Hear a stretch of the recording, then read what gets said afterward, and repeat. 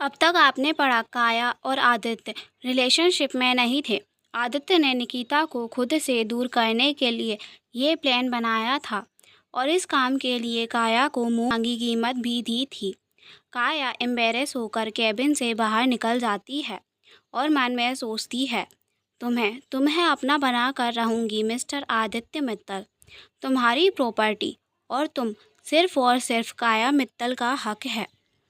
अब आगे आदित्य काया की इंसल्ट कर उसे केबिन से निकाल देता है, जिससे नील बहुत खुश हो जाता है और मुस्कुराने लगता है।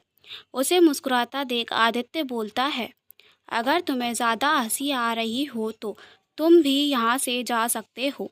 नील, सॉरी बॉस, मैं तो बस ऐसे ही। आदित्य उसे इग्नोर करके अपना काम करने लगता है। ऐसे ही दिन बीत जाते हैं। रात का वक्त विधि निकिता के रूम का डोर नॉक करती है और उसे डिनर के लिए बुलाती है।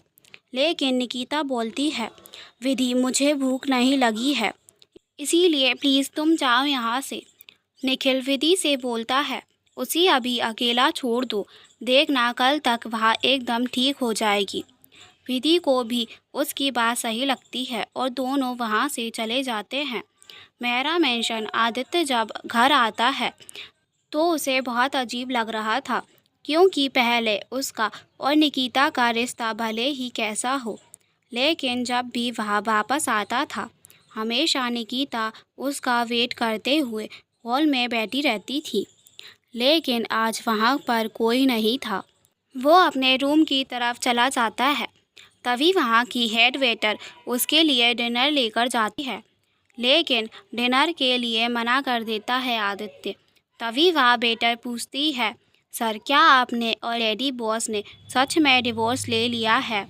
उसकी बात सुनकर आदित्य बस हाँ में सिर हिला देता है। वह वेटर वहाँ से वापस किचन की तरफ आ जाती है, जहाँ पर पहले से ही काफ़ी सारे सर्वेंट थे। एक लेडी सर्वेंट उनसे पूछते हैं, क्या सच में निकिता मैम और आदित्य बॉस अलग हो गए हैं? वेटर हाँ में सिर हिला देता है। मुझे निकिता मैम के लिए बहुत बुरा लग रहा है। वह बहुत अच्छी इंसान थी, लेकिन फिर भी बॉस उन्हें पसंद नहीं करते थे। उसकी बात सुनकर सब हाँ में सर हिला देते हैं। मेहरा मेंशन के सभी वेट्रेस निकिता को बहुत पसंद करते थे, क्योंकि निकिता उन सबको एक फैमिली के जैसा मानती थी और सबके साथ अच्छा ही बिहेव करती थी। ऐसे ही रात गुजर जाती है और अगला दिन आ गया था। विधि जब सोकर उठती है तो देखती है कि घड़ी में 10 बज रहे थे। वो जल्दी से बेड से खड़ी हो जाती है और बोलती है, ओ शिट, आज मैं फिर से लेट हो गई। मैं तो आज सबसे पहले निक्कू को बर्थडे विश करने वाली थी। वह जल्दी से अपने रूम से बाहर निकलती है और निक्कू के रूम का गेट नॉक करने लगती है। तभी वहाँ पर निखिल भी आ जाता है और उससे बोलता है, तुम आज भी निक्कू को पहले बर्थडे विश करना भूल गई। विधि बोलती है, यह सब तुम्हारी वजह से हुआ है। क्या तुम मुझे रात में उठा नहीं सकते थे? निखिल, अब से तुम मेरे साथ सोना, फिर मैं तुम्हें उठा दूंगा। विधि, वेरी फनी, हा हा हा। जब तक हमारी शादी नहीं हो जाती तुम मेरे साथ नहीं सो सकते, और अब इन सब बातों को छोड़ो और निक्कू को उठाओ। ऐसे तो सुबह सुबह ही उठ जाती है और आज अभी तक सो रही है। निखिल निकिता का गेट नॉक करता है, लेकिन निकिता गेट नहीं खोलती।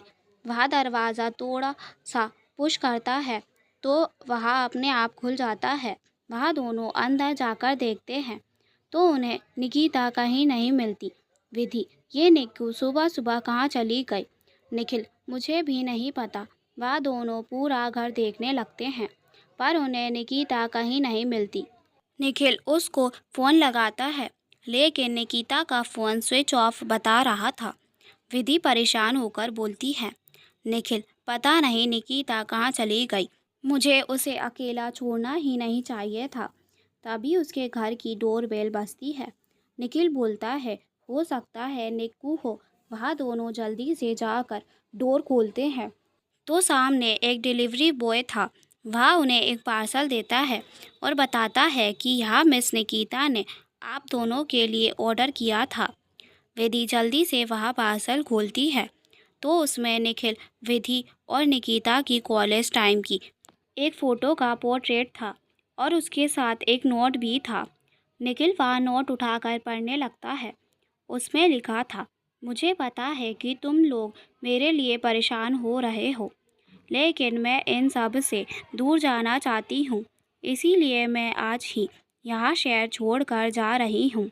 प्लीज़ तुम लोग मेरे लिए परेशान मत होना, क्योंकि मैं जहाँ जा रही हूँ वहाँ सेफ रहूँगी और तुम सबको बहुत मिस करूँगी। अगर मैं तुम लोगों को इन्फॉर्म करती तो तुम लोग मुझे कभी अकेला नहीं जाने देते। पर मैं प्रॉमिस करती हूँ मैं तुम दोनों से जल्द ही कांटेक्ट करूँगी। तुम दोनों हमेशा खुश रहना और अपना ध्यान रखना। लेटर पढ़कर दोनों की आंखों में आंसू आ जाते हैं। विधि, मैं इसके लिए निक्कू को कभी माफ़ नहीं करूँगी। बस एक बार वह मुझे मिल जाए, मैं उसकी जान ले लूँगी। उसकी हिम्मत कैसे हुई ऐसे हमें छोड़कर जाने की। निखिल उसे संभालने लगता है। वह भी बहुत ज़्यादा उदास था। वहीं दिल्ली इंटरनेशनल एयरपोर्ट पर निकिता इंडिया से जर्मनी जाने वाली फ़्लाइट में बैठी हुई अपने पुराने दिनों को याद कर रही थी। तभी फ़्लाइट के टेक ऑफ होने की अनाउंसमेंट होती है।